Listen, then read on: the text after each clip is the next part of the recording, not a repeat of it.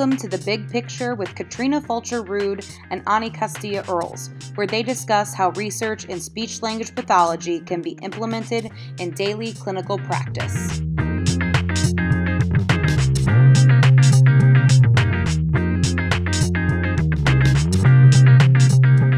Hi, everyone, and welcome back to The Big Picture.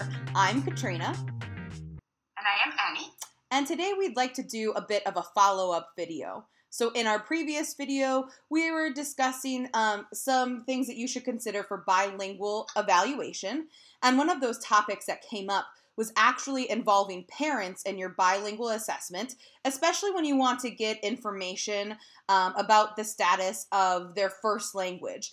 And so we'd like to discuss a questionnaire today that you could use. And so, Ani, why don't you discuss a little bit about the questionnaire for everyone out there?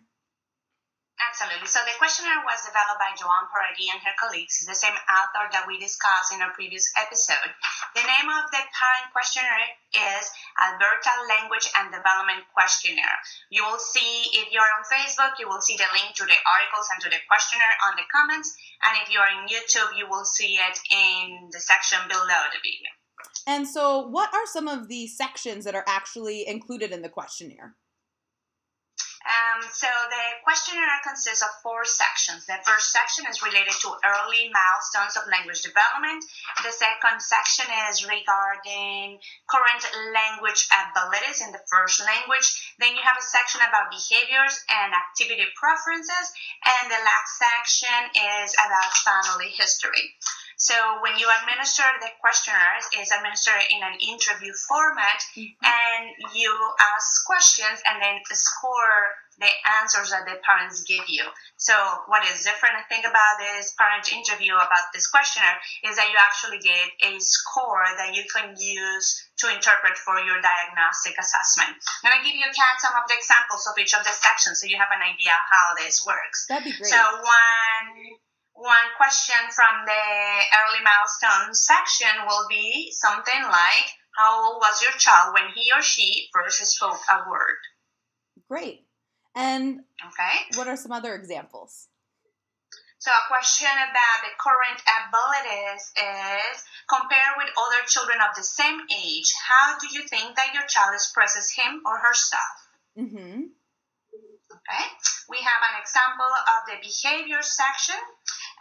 Does your child like to read books or have books read to them, to him, to her? And an example of the family history section is, did all the members of your family finish high school? Okay, great. There are more questions. There are a total of 18 questions. And then, as I said before, you score and you get a total at the end. And Ani, what I was wondering is, this specific for specific languages, or is this something that we can use across multiple languages? Well, I think that is the beauty of the questionnaire, is that it was developed in a way that you can use it cross-linguistically. So regardless of the language background of the child, you could use this questionnaire to gather some information about the first language. In this study, Paradis and colleagues found that the questionnaire had good specificity but poor sensitivity for this particular study. By the way, if you don't know what sensitivity or specificity is, then Kat, what they should do? They should go back to our previous video, since we have a great video on that. And right below in the YouTube comments, you'll also see the link that'll get you right back to that video. What I also wanted to mention is, in a subsequent study, this study that we are discussing today was done in 2010, but then in a subsequent research article published in 2013 by Paradis and her colleagues as well, they used this questionnaire with some other English measures. And once they added some English measures, the diagnostic accuracy of the questionnaire improved. So it's definitely a good tool to have and to use. And one thing that sometimes we hear when we think about including parents in the evaluation process is we wonder how reliable they are at reporting. Are they overemphasizing certain skills, underemphasizing? Is it possible that parents can actually pick up on specific language markers that we're using for? So in this research article, did they talk about the reliability of parents being reporters?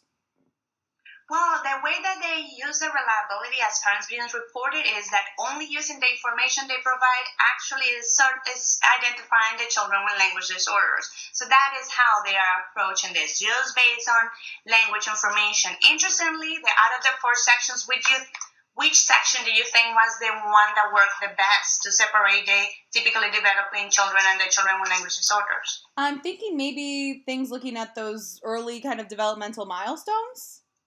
Yes, absolutely. So the early milestone section was the section with the best diagnostic accuracy. So knowing about the initial development of the child seems to have a great impact on your ability to diagnose a language disorder later on.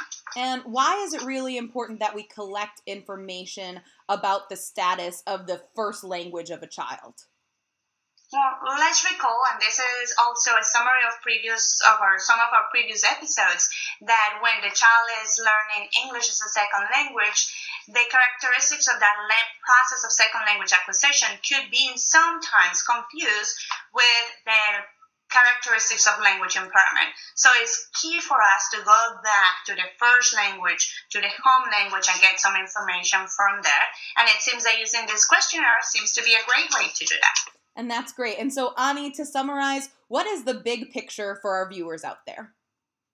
Well, the big picture for today is that there are some researcher-based parent questionnaires that could be used for your diagnostic processes with bilingual children.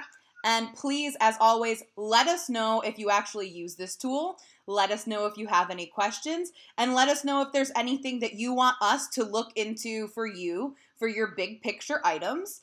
And to do that, you can email us at The Big Picture Vlog, follow us on Facebook, or subscribe to us on YouTube. And thanks so much for joining us today, and keep on thinking about the big picture.